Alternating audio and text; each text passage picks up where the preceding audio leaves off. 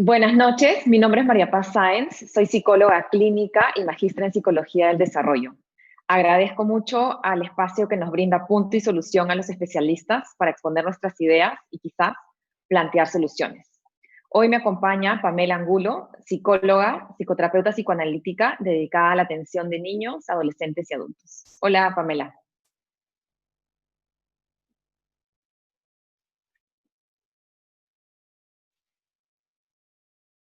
Eh, Gracias, María Paz, por la Ahí invitación. está. Gracias. ¿Se escucha? Creo que no, Yo te ¿sí? escucho, yo te escucho. Gracias por la invitación. Es un gusto estar acá hoy día contigo. Bueno, hoy vamos a conversar de un tema doloroso en realidad, que es sobre cómo poder enfrentar o transitar ante la pérdida de un ser querido, especialmente pensando en estos momentos de confinamiento en los cuales no están permitidos pues, los eventos de muchas personas, donde estamos en una situación donde todos estamos un poco asustados, un poquito más sensibles, creo, ¿no? Entonces, pues parto preguntándote, Pamela, eh, ¿qué cosa es esperable, qué cosa es normal en un duelo cuando hemos Mm. perdido a alguien? Bueno, eh, para empezar, digamos, yo quisiera darle las condolencias a todas las personas que actualmente ya están sufriendo pérdidas, ¿no? Vemos lamentablemente constantemente. Y sí, el duelo es el proceso más doloroso de una persona en general, ¿no? Como conversábamos, no importa eh, que haya sido, digamos, una muerte esperada, como de repente unos abuelos, que hayas podido estar con ellos, no importa cuáles hayan sido las condiciones y que éstas inclusive puedan ser favorables, el duelo va a doler siempre. No hay manera de que uno no sienta un desgarro cuando pierde a alguien que quiere. Y, y realmente un duelo en estas condiciones, yo me atrevería a decir que es casi un trauma, ¿no? Porque no poder tener la posibilidad de despedirte, no tener la posibilidad de decir adiós y de poder acompañar en los últimos momentos a la persona que quieres, que amas, yo creo que va a generar un impacto muy fuerte y que va a hacer que el duelo, si ya es difícil en la vida cotidiana, esto lo haga todavía más complicado. Y bueno, lo que trae un duelo, las sensaciones que trae un duelo, es un vacío muy grande, es un dolor también muy grande. Se pierde inclusive la capacidad de amar, se pierde el deseo hacia el mundo externo se anula, uno puede sentir cólera, puede sentir rabia, puede sentir culpa, inclusive hasta podría eh, sentir, no aceptar la pérdida, ¿no? Y podrían haber en los primeros momentos hasta ciertas como que alucinaciones, ¿no? No sé si has escuchado que hay muchas personas que dicen, estuve caminando y lo vi, y inclusive lo buscan y como que la realidad está confusa, ¿no? Es una realidad muy dura y que justamente el proceso de duelo de lo que trata es de que uno pueda ir poco a poco aceptando que esa persona ya no va a estar más. Sí. Y Pamela, yo pensaba un poquito conversar sobre esta idea que hablamos y que decías tú ahora, ¿no? De la imposibilidad actual de tener una despedida mayor, que solamente cuando de pronto salió porque tenía que irse a hospitalizar. Y creo que es importante hablar de eso porque eh, las ceremonias fúnebres, los ritos fúnebres, las misas, en los casos de los que somos católicos, los entierros son ritos que tienen históricamente más de 100.000 años. son procesos que necesitamos como personas para ayudarnos a adaptarnos a esta nueva realidad sin la persona amada.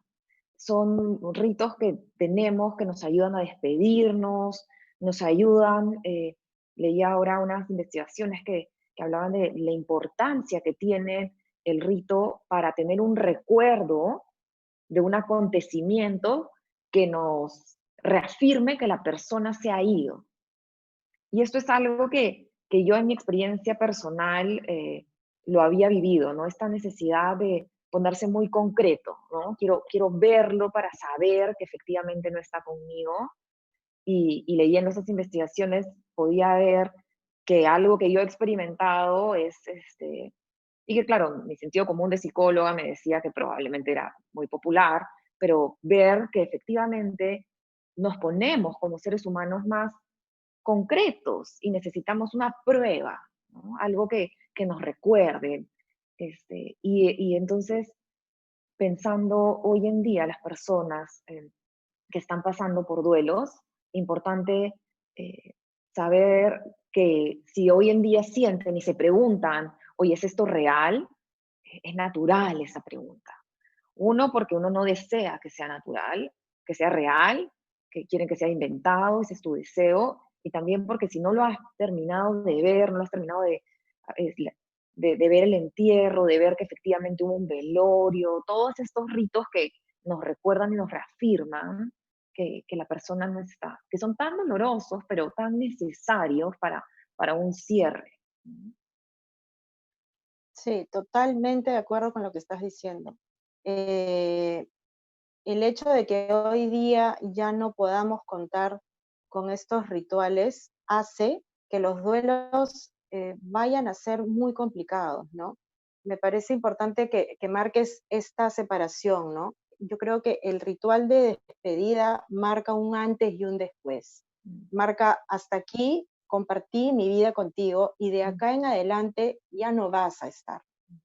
Eso creo que es fundamental, porque pensando en el tema, yo me preguntaba por qué el dolor tiene que, porque lo que se espera es en un duelo normal, sin estas condiciones, lo que se esperaría es que dure aproximadamente 6 meses y que ya vaya bajando la intensidad. Y yo, igual 6 meses de dolor intenso es un montón, ¿no? Entonces yo decía, ¿por qué no podríamos hacerlo más rápido, no? ¿Por qué, digamos, no podríamos transitar más rápido por este duelo? Lo aceptaste, ya lo acepté y continúo. Y haciéndome esa pregunta, yo decía, claro, ¿no? Desde lo concreto, primero lo que tú dices, ¿no? Necesitamos ver a nuestro muerto, enterrar a nuestro muerto. Esto va como que en el plano más consciente, pero en el tiempo creo que hay un proceso que tiene que ser lento y gradual para que todo tu ser entienda que esa persona ya no está. Partimos de lo concreto, pero va habiendo como que un trabajo interno en donde, bueno, inconscientemente llega también a uno decir, bueno, o sea, realmente no está, ¿no? Porque vas a soñar con la persona, te vas a despertar un día pensando, ay, sí está, y de repente dices, no está. Entonces, por eso creo que tiene que demorar tanto. Volviendo a la pregunta, a pesar de que hoy día ya no tengamos las despedidas como antes estábamos acostumbrados a tenerlas, creo que de igual forma hay que buscar otras formas de poder simbolizar la despedida, porque sí es muy importante y necesario, y considero que si no se hace, el duelo podría complicarse y hasta ser patológico, ¿no? La despedida no solamente nos marca, como hemos dicho, el inicio, un término para una nueva forma de vida, sino que el duelo también nos ayuda a conectarnos con el dolor, porque al recordarlo, al escuchar a todas las personas que lo conocen, los, las experiencias y todo lo que se empieza a vivir en una ceremonia, hace que tú empieces a conectar con ese dolor. Y eso es el primer paso, digamos, para transitar en el duelo. Es la puerta para el camino hacia el duelo, que como también comentábamos hace un rato, ¿no? Lamentablemente no hay tips, no hay maneras de que podamos decirte esto no va a doler, esto va a doler. Y lo que necesitas es buscar una red de apoyo, estar cerca de la gente que te quiere, es un proceso que hay que hacerlo acompañada, ¿no? Entonces, todas esas cosas en estas situaciones nos retan a tener que rápidamente adecuarnos y buscar la despedida y además buscar nuestro círculo de confianza que va a ser el soporte en este tramo, ¿no? Sí. Pamela, y creo que coincidimos entonces en que una recomendación, digamos, más concreta y más puntual es hacer un rito. Si bien no pudo haber un Ujú, velorio, un entierro masivo, que además del antes y el después que tú planteas, que me parece fabulosa esta idea, porque efectivamente se vive así, creo que también marca un momento donde uno es abrumado de amor y de cariño, ¿no? Esta red de soporte que tú dices que es tan necesaria en un velorio, en un entierro, en una misa del mes, es recibir una ola de cariño, ¿no? Y una ujú. persona tras otra dándote su amor, su cariño, acompañándote en su dolor, a veces dándote algunas palabras cariñosas con respecto a la persona que has perdido, algún buen recuerdo. Entonces, esas cositas que se han perdido y que podría ser, bueno, pero igual se fue, ¿cuál es la diferencia? No, son fundamentales, Son ¿no? básicas. Entonces, qué importante Sí. ahora poder hacer un ritual, el que le haga sentido a cada familia, sea, Ujú, eh, pues, si tiene que ser la misa, que puede ser una misa online, por ejemplo, lo están haciendo, yo lo he visto, ¿no? Que lo hacen y lo publican en su Facebook, sea una reunión en Zoom, sea una cosa muy familiar, de hacer cartas, de hacer un ritual donde cada uno comparta una anécdota con, sobre la persona a la que han perdido, que pueda compartir qué es lo que siempre se van a acordar de él, o un buen momento, bueno, de él o de ella, ¿no? Entonces, los ritos son sumamente importantes, y con o claro, sin como que gente podemos. por Sí, por ejemplo, favor. habrían como que 2 aspectos, ¿no? El aspecto privado, digamos, la despedida privada, en donde uno podría intentar de repente escribir una carta de despedida, decir, colocar, colocar las cosas buenas y malas, ¿no? Colocar, porque en los duelos suele pasar ambivalencia de emociones, ¿no? Y a veces uno se siente culpable, a veces porque de repente se pelearon o justo tuvieron Mm, riñas antes de, ¿no? Entonces es un momento de, es una despedida en donde uno se sincera y narra todo lo que esta persona significó para uno, ¿no? Entonces habría un primer momento en donde uno tendría que buscar o escribir una carta a la persona o escribirle una carta a la tristeza, a la cólera, de repente en un espacio de la casa hacer eh, poner alguna cajita con recuerdos, con cosas, con fotos, con algo de ropa que puedan oler, que sea un espacio como para darle un homenaje a esta persona. Y luego estaría el ritual social, ¿no? En donde con las personas que uno se sienta cómodo, las personas más cercanas, hagan un acuerdo de cómo quieren despedirlo, ¿no? Y bueno, están todas las aplicaciones tecnológicas que tenemos a la mano. De hecho, no es lo mismo como hacerlo presencial, pero es lo que tenemos y hay que utilizar esos recursos, ¿no? Sería un error aislarse más de lo que ya estamos. ujú. Y pensando en los niños, ¿cómo ayudarlos a ellos a transitar este Mm. momento? Eh, bueno, con los niños en general se ve mucho que a veces los papás desean tenerlos en una burbuja, ¿no? Desean que los niños eh, no vean las cosas malas o dolorosas de la vida. De hecho, una muerte es algo muy doloroso, pero el niño tiene el derecho de saberlo, ¿no? Exponerlo a la muerte de un ser querido no le va a hacer daño al niño, le va a causar dolor, sin duda, como a todos, pero también es una manera de compartir con ellos y enseñarles que la vida también tiene momentos dolorosos, que la vida también te va a traer penas, ¿no? Y lo importante es que la familia juntas supere esta situación. Inclusive que los padres puedan llorar también con los niños, ¿no? Claro, si es un llanto que no se desborde, ¿no? Los padres tendrían que tener cuidado de no desbordarse en ese momento, pero explicarles, sí, cuando muere alguien se siente mucha pena y el llanto ayuda a desahogarse, ¿no? Decírselo igual que a un adulto, midiendo de repente las características de cómo murió, no tenemos que entrar en esos detalles, ¿no? Pero sí dejarle también esta claridad de que esta persona ha muerto y tampoco vas a volver a verla. O sea, lo importante es, a pesar de que es una situación dolorosa y traumática, lo que va a ayudarte a que no caigas en enfermedad es que puedas aceptar la realidad. O sea, tenemos que tratar de buscar mecanismos de adaptación que nos ayuden poco a poco a enfrentar la realidad. Mantenerlos en una burbuja no los va a ayudar, ¿no? Sí, esto es bien importante, Pamela, porque yo también lo he visto en mi práctica muchas veces, que a los niños no se les dice cuando alguien ha fallecido. Y en realidad, Ujú, nada más natural que la muerte, ¿no? Ese es el camino, es el final inevitable de todos. Ahora, efectivamente, es doloroso, siempre va a ser doloroso.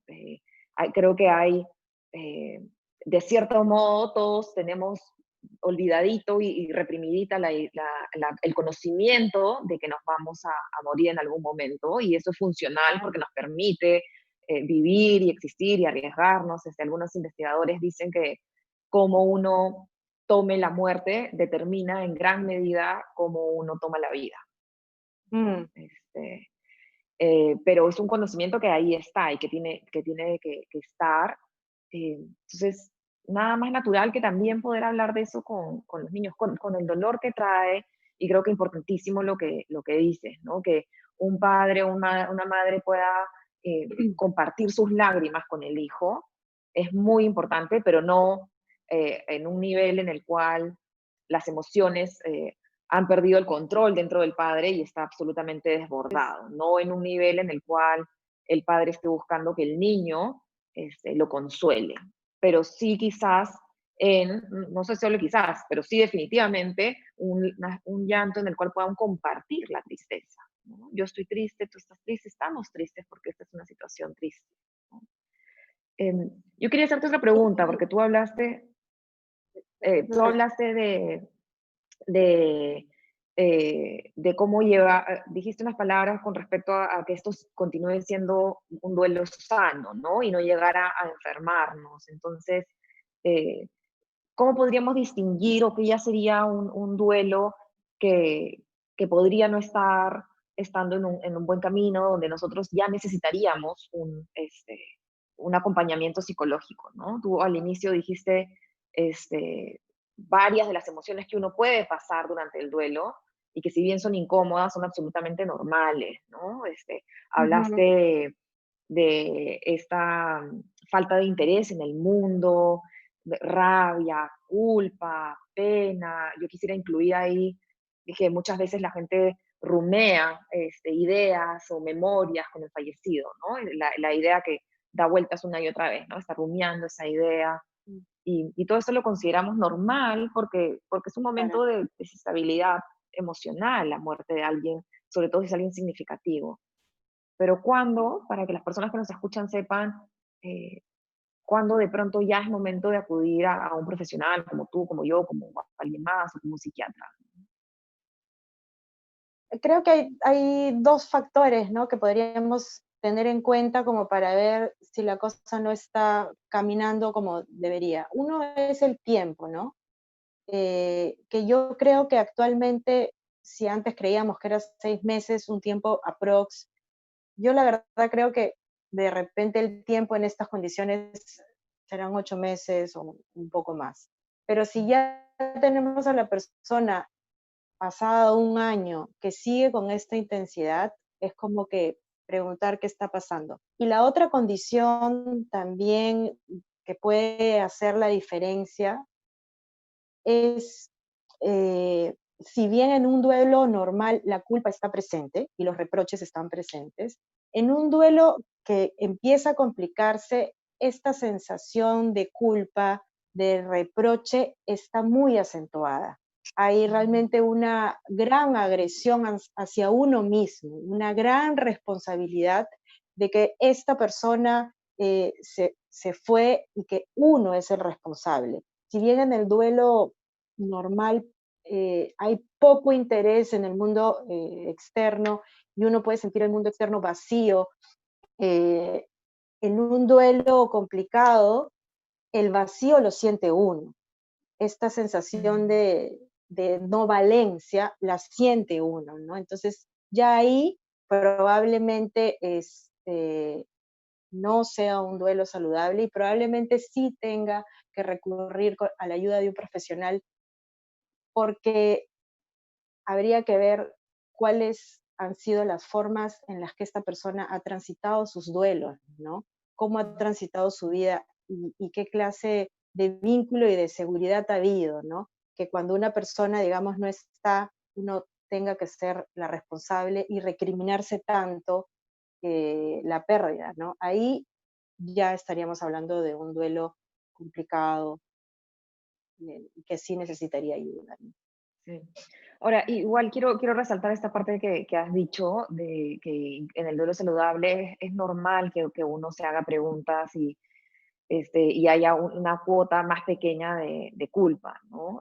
Porque con las personas, como ya no están más acá cuando hemos perdido a alguien, sí nos puede quedar muchas veces esta sensación de si hubiera hecho esto otro, si hubiera, y ahí es donde vienen las culpas, ¿no? A veces es culpa de, bueno, si yo lo hubiera salvado, si lo hubiera llevado a tiempo al médico, pero a veces es más una culpa sobre la relación que estamos viviendo, y ya, porque además ya se acabó, y entonces ya no hay posibilidad o chance de enmendar cualquier situación. Entonces a veces uno eh, suele tener culpas de si hubiera hecho otra cosa, si nos hubiéramos perdonado antes, si yo hubiera sido una mejor hija, si yo le hubiera demostrado mi afecto Mm. de otra forma. Y en realidad, es una, digamos, eso lo conversábamos también hace un par de semanas acá en este espacio con Lucía, cuando hablábamos de la normalidad de los sentimientos en esto de acá. Hay muchas cosas que son normales y hasta saludables porque son coherentes con la situación. Exacto. Entonces es coherente con el dolor desgarrador de la pérdida de alguien, estar triste, hacerte preguntas, pero no significa necesariamente que si pasa más de un tiempo, pueda seguir siendo saludable, ¿no? Por eso Mm. es bien importante incluir lo que tú estás diciendo, ¿no? Lo que dicen todos los parámetros psicológicos y médicos es que el duelo tiene que durar 6 meses. Nosotros pensamos en una situación como la pandemia, 8 meses, pero ya después es importante que la persona pueda verse nuevamente en capacidad de invertir emocionalmente en nuevas relaciones, por ejemplo, que es algo que personas ya no suelen querer tener amigos, salir, no necesariamente relaciones amorosas, ¿no? Relaciones de cualquier tipo, este, poder disfrutar, hacer muchas cosas que de pronto antes sí lo hacía, pero ahora la vida pierde un gusto. Dos cositas se me vienen a la mente de lo que has dicho. La primera es que eh, en realidad, desde lo que dijiste hace un rato todavía, ¿no? Eh, Uno no piensa en la muerte, sabe que es el proceso de vida, pero uno Mm, nunca está pensando en eso y cree que le va a pasar al otro, ¿no? De repente ahora creo que el tema está en el aire, es la muerte. Es algo que mm, está todo el mm, tiempo acariciándonos, ¿no? Estamos ujú, rogando de que no sea alguien de nuestro entorno cercano de repente el que sí. tengamos que perder. Entonces, esta situación de vivir tan de cerca la muerte nos golpea en la omnipotencia, ¿no? Esto que tú dices, y si yo hubiera, y si de repente, es pensar que uno de alguna manera puede tener el control de la situación, ¿no? Y creo que parte de lo que también hay que Mm, aceptar es que estamos haciendo lo que podemos, o sea, Mm, nadie nunca imaginó esta situación y nadie nunca imaginó que de repente no iba a poder sostener la mano de su ser querido, o sea, hay que ser un poco benevolentes con nosotros mismos, ¿no? No podemos hacer más. Esa era una de las cosas que quería comentar. Y bueno, la otra ya me olvidé. Seguro se me vendrá. Sí. Son muchas las ideas que van saliendo, ¿no? En nuestro, además, deseo de hablar de todo esto para acompañar a las personas Ya, que están viviendo esto. Dale, dale. ya se vino. Tú hablabas de esta capacidad de poder invertir, ¿no? Invertir amor, invertir ganas en una persona, en un proyecto, en la vida en general. Hablando de un duelo complicado, probablemente las personas que van a atravesar por un duelo complicado, en su vida antes del duelo tampoco han tenido tanta facilidad para invertir en personas, en amigos, en proyectos. Son personas que tienen dificultad de justamente eso, ¿no? De generar nuevos lazos. Normalmente, probablemente hacen un lazo muy cercano, muy fuerte, Mm, y no hay este espacio o grupo de pertenencia en el cual uno puede apoyarse. Entonces también eso hace que se muere la única persona, una de las pocas personas con los cuales podían compartir y de repente se ven que no hay, no han hecho, no hay mm, lazos, no hay nadie a su alrededor. Entonces no solamente es la capacidad de volver a invertir, sino tal vez es la capacidad de poder aprender mm, a volverte a vincular y creer que de repente la vida sí te puede dar algo bueno, ¿no? Pensar que sí podrías encontrar en tu vida a alguien que valga la pena, ¿no? Es como que hacer todo un trabajo para que esta idea pueda ser, aunque sea pensada. sí. Y a veces con el temor de, ¿y si vuelvo a perder a esta persona que consigo? Y Es eso verdad. también ayuda. Pamela, ya nos llegaron las primeras preguntas. Quiero mandarte a ver, dice. Mm. A ver, Patti nos dice, llevar a cabo los ritos que aconseja Pamela. Ah, ya, preguntan si para llevar a cabo estos ritos que estamos hablando, ¿no? De hacer igual rituales cuando alguien se perdió, si aconsejaríamos la guía de un especialista. Este, ¿Qué dices tú? Yo- Eh, o sea, en realidad es como uno lo sienta, ¿no? Lo importante de este rito es que permita el acercamiento a los afectos, ¿no? Que sea un espacio en donde uno pueda expresar lo que siente y que esto sea algo que pueda compartir con personas que estén contigo apoyándote, ¿no? Sí. De repente, si uno tiene dificultad para poder conectar con los afectos, porque puede sentir de repente que ni bien toca el dolor se puede derrumbar, porque hay gente que puede experimentar la sensación de que si dejan entrar un poquito este dolor, o sea, de esa ya no salen, ¿no? Sienten que se van, y en el dolor se queda.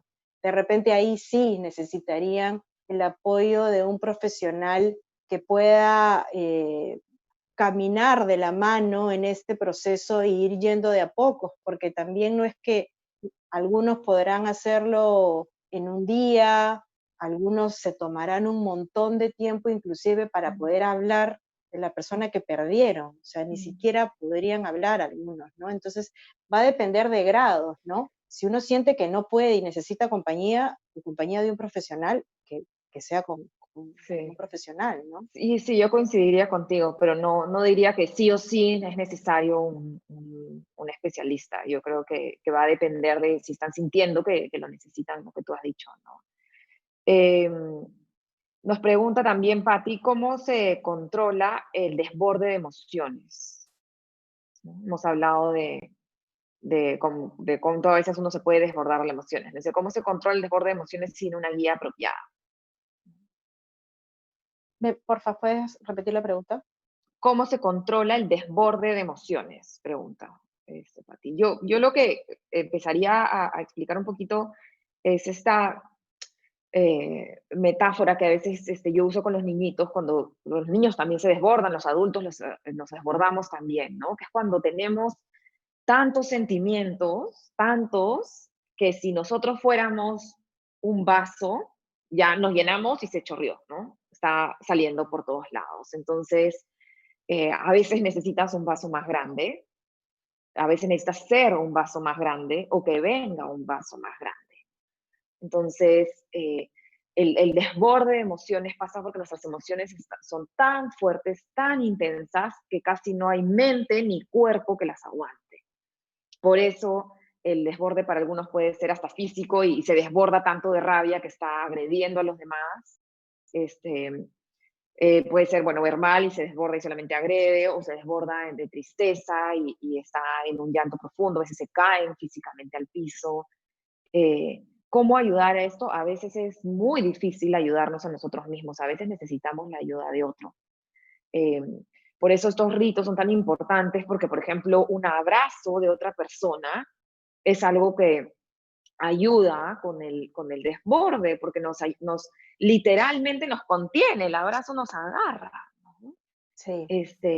Si estamos solos, si este desborde es para, digamos, yo me estoy dando cuenta que estoy desbordándome de emociones, eh, de pronto uno de los consejos que yo podría dar, vamos a ver, mucho más fácil hablarlo que hacerlo, ¿no? Y además estamos hablando de que estoy en pleno desborde, eh, pero poder ordenarme, eh, al menos intelectualmente. Y cuando uno ordena la mente, a veces la emoción lo Mm. sigue, ¿no? Entonces poder nombrar con palabras qué es lo que siento. ¿No? Me siento molesta, me siento furiosa, de repente hasta palabras que uno no se imaginó, ¿no? Pero me siento devastada, me siento, no sé, siento que ya no tengo fuerzas, que ya no tengo ánimos, pero poder hablarlo, le va poniendo por lo menos un nombre, una etiqueta que va ayudando a guardarlo en algún sitio dentro de nosotros, ¿no?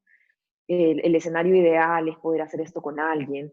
De nuevo, siempre, además, bueno, como psicólogos nos va a encantar que sea con alguien calificado, un psicólogo, pero en realidad puede ser tu mejor amiga, puede ser tu tía, puede ser tu papá, tu hermano, alguien con quien puedas decirle, ya no puedo más. O sea, siento que se me sale por todos lados todo esto que siento, ¿no? Coincido completamente contigo, ¿no? Eh, eh, la verdad no me imagino, de verdad no me puedo imaginar pasar por un proceso de duelo en donde uno se esté desbordando y que no haya un otro que me contenga, un otro que me mire, un otro que me ayude. Eh, si uno no tiene una red de apoyo, ya sea familiares o amigos, hay líneas de ayuda al cual uno puede llamar, ¿no? Porque yo creo que de alguna forma uno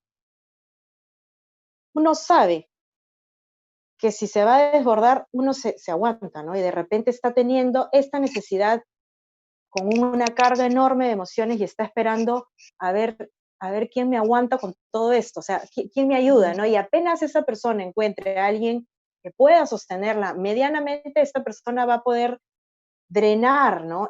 Sacar todas estas emociones que las debe estar mortificando, ¿no? Pero Sí, creo que y buscar a alguien. sí, pensaba, te interrumpo porque en algún momento dijiste, ¿no? Cuánto hay veces, personas, ¿quién necesitaría una guía, profesional para estos rituales? Y tú decías, de repente, alguien que sabe que ante abrir el dolor va a ser mucho. eh, Pensaba que sí, es importante hablar de eso, porque hay gente que de pronto le va a costar llorar a su muerto, que le va a costar abrirse al dolor, eh, pero es un mecanismo de defensa y se llama mecanismo de defensa porque nos defiende, porque quizás la persona, si abre la puerta del dolor, va a ser demasiado. Sí, Entonces es bien importante respetar el duelo de nuestras otras personas queridas. De repente compartimos un familiar en común porque ha fallecido, pues, ha fallecido el padre de familia y hay hermanos, hay hijos, pero no podemos hincar a otro para, oye, tiene que llorar porque no es saludable que no llore. Sí, de claro, pronto es diferente a lo que pensamos, porque dolor, duelo viene de dolor, dolor, llorar, ¿y por qué no llora? Pero de repente no puede todavía. De repente si abre esa puerta, no va a poder pararse aún.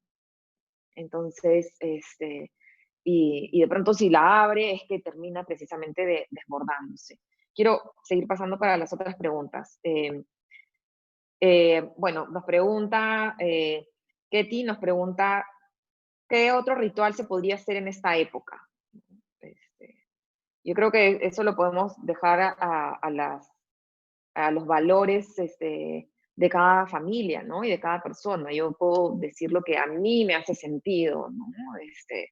De pronto en mi familia, que hay muchas personas católicas, vamos a querer una misa y vamos a querer las palabras sabias del Padre, que además nos ha acompañado en varios acontecimientos familiares importantes.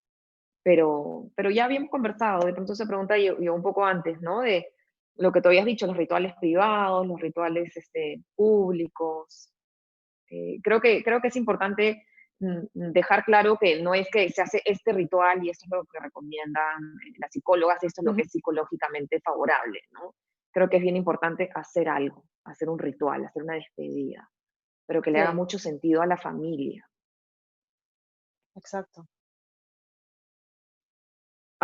Nos preguntan también, además de la tristeza de perder a un ser querido ante estas circunstancias, uno puede sentir mucha rabia porque no pudo acompañar a su ser querido.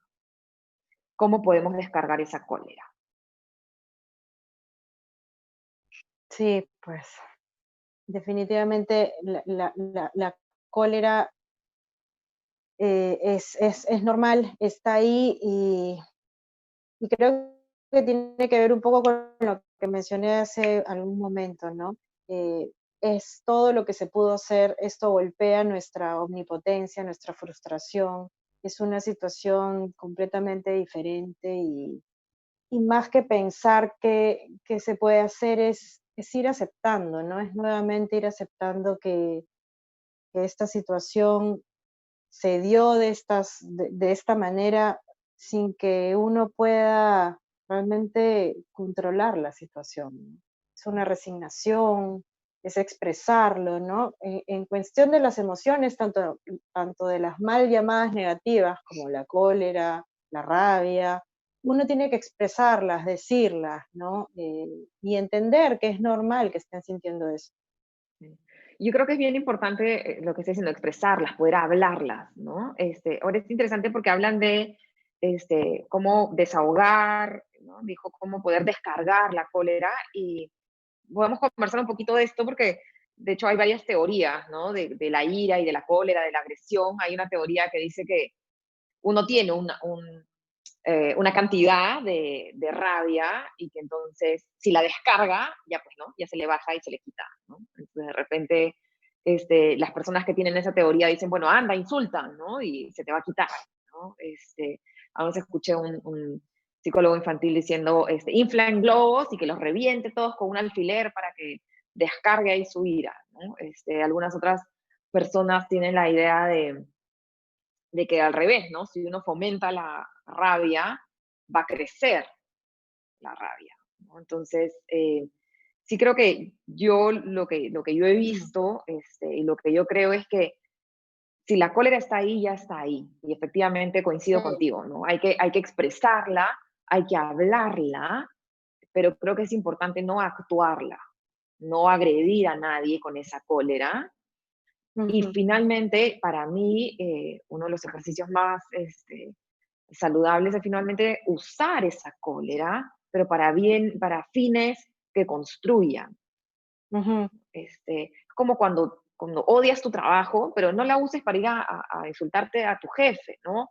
Usa tu cólera para buscar con el más ahí con un mejor trabajo. Usa tu cólera para capacitarte más en ese diplomado que necesitas para ascender, ¿no? Usa tu cólera para ujú. darte cuenta que estás insatisfecho con el lugar que te has puesto profesionalmente, ¿no? Es como darle un uso mayor y mejor, ¿no? Entonces, creo que la cólera que uno puede sentir ante la pérdida de alguien, definitivamente está ahí, se tiene que hablar, pero yo no diría que vamos a manifestarla y hacer oda a la cólera como si esta fuera finita y cuando la dejes de hablar, cuando la hables suficiente se haya ido. Yo creo que hay que terminar de transformarla y terminar de transitar el duelo, ¿no? Eh, Mucho se habla de las fases del duelo y uno pasa por la cólera y después tiene que llegar a la siguiente estación, ¿no? Mm. Es claro, ¿no? O sea, creo que lo que has dicho es bien importante, ¿no? No actuar la cólera, ¿no? Pensarla, saber de qué se trata tu cólera, qué fue lo que realmente a ti te molestó tanto, ¿no? Y entender eh, los factores externos de la situación y tus limitaciones, ¿no? Y es expresarla. Yo creo que tratar de no hablarla porque esto genera más cólera, no, o sea, la cólera, como tú dices, está ahí.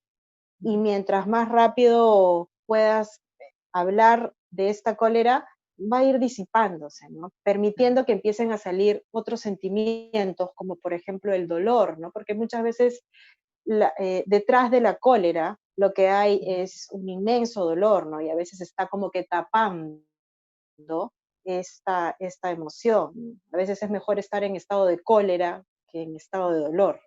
Sí, muchas veces la rabia nos previene del dolor y el dolor es más incómodo, ¿no?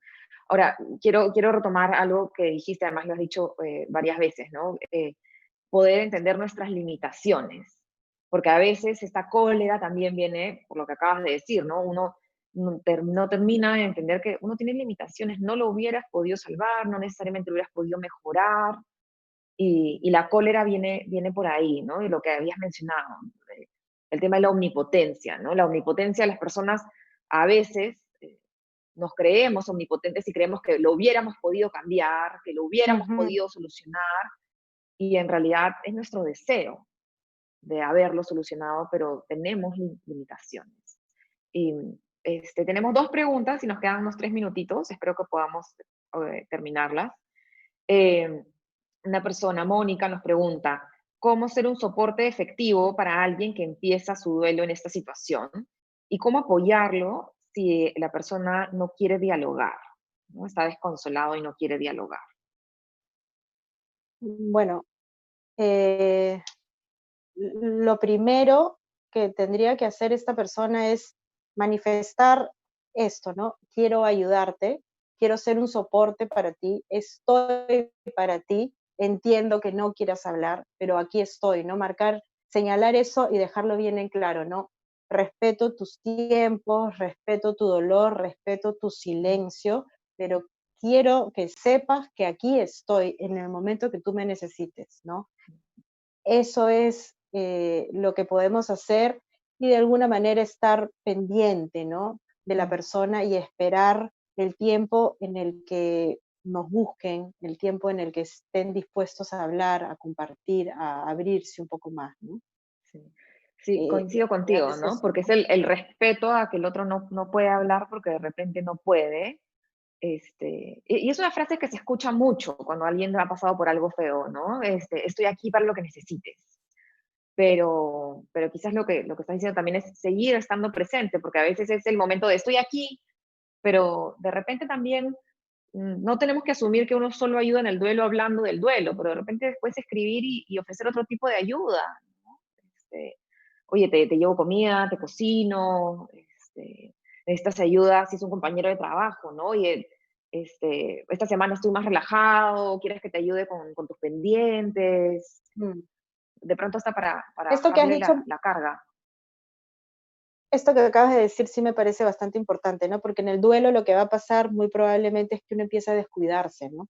Uno empieza a descuidar su alimentación, ya no duerme bien, entonces que haya alguien que se pueda encargar un poco de esas áreas ayuda bastante sin que tenga que ir directamente a hablemos del duelo, ¿no? Porque de repente no se da ese momento, pero saber que tienes a alguien que va a estar cuidando si ya comiste, si de repente necesitas algo, facilitarte las cosas, también va a ayudar un montón.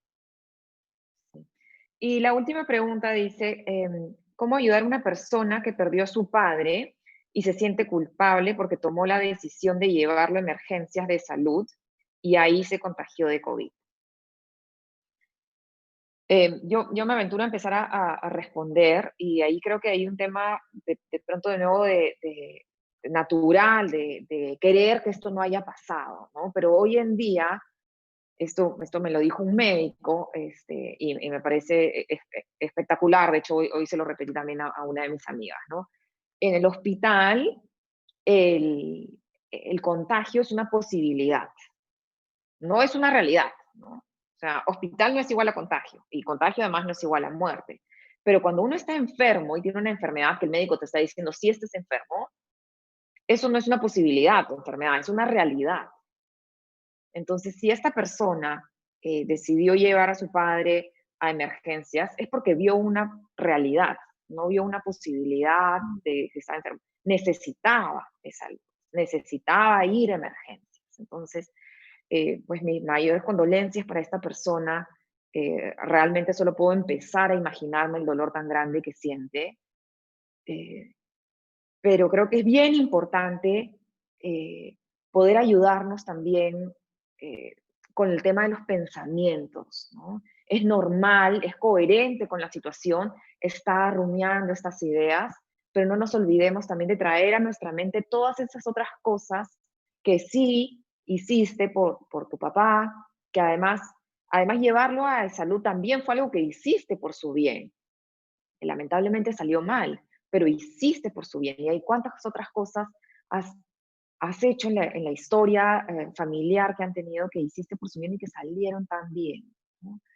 Eh, cuando uno especula, Claro, uno puede hacerse una película también. probablemente si es verdad. Y probablemente si es que la persona se quedaba en casa, también iba a morir. Entonces la culpa iba a ser, ¿por qué no lo llevé? O sea, como que no te puedes un poco librar de la culpa, ¿no? O porque lo llevé o porque no lo llevé. O sea, no es tu culpa, simplemente es algo que pasó y creo que lo difícil es que no hay nada que alivie el dolor. O sea, no va a haber algo que uno piense en donde diga, ah, ya, pues, sí, así me siento mejor. O sea, quisiéramos poder decir algo que ayude para que el dolor no sea tan fuerte.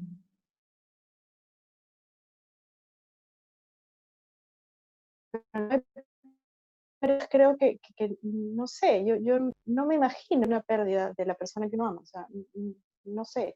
Creo que lo único que nos toca es simplemente esperar pacientemente que poco a poco el tiempo nos ayude a aceptar esta realidad y en algún momento volver a reconfortarnos. Sí.